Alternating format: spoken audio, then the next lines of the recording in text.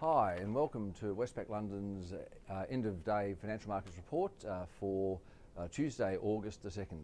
Not much to report on the economic data front. One piece of information I will mention in a second, but the big story really today was the continued huge sell-off in equity markets in Europe and the US, the increase in risk aversion, and also some sharply higher yields in some of the peripheral or less peripheral European government bond markets of Italy and Spain.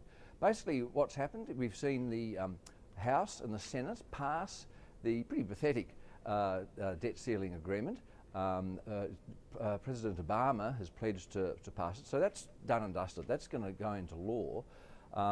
We, as I've said in previous reports, we think this goes just very shortly down the road in terms of delivering any sort of fiscal stability for the longer term in the US. But that's an issue for another day. Markets are now focusing more on the growth story in the US economy.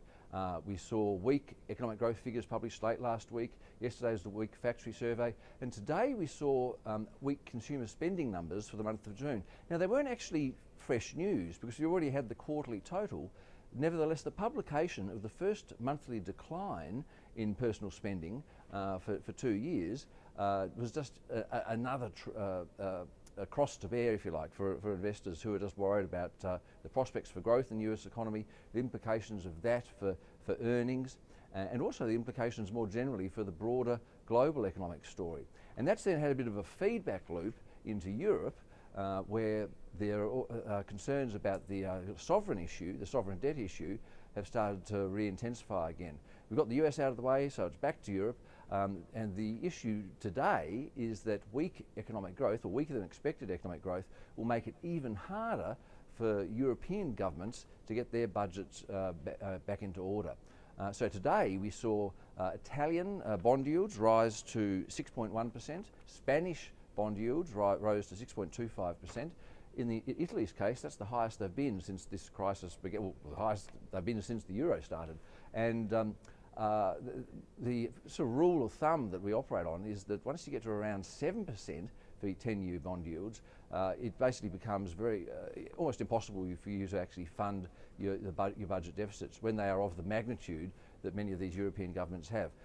Italy, Portugal and Greece all basically had to seek bailouts when their bond yields rose to those sorts of that 7% level. So there's concerns that contagion, not so much from what's been happening in Portugal, Greece and Ireland, but contagion from the weaker growth story that's emerging in the major Western economies. Contagion from that is now hitting the European sovereigns of Italy and Spain. And that in turn has seen bank stocks in Europe continue to plummet. The weakness in equity markets was very much apparent in the US as well. The Dow was down today for the 8th day running. It's shed well over 700 points in that time. Just to give you some numbers, we've got the Dow today down 1.3%.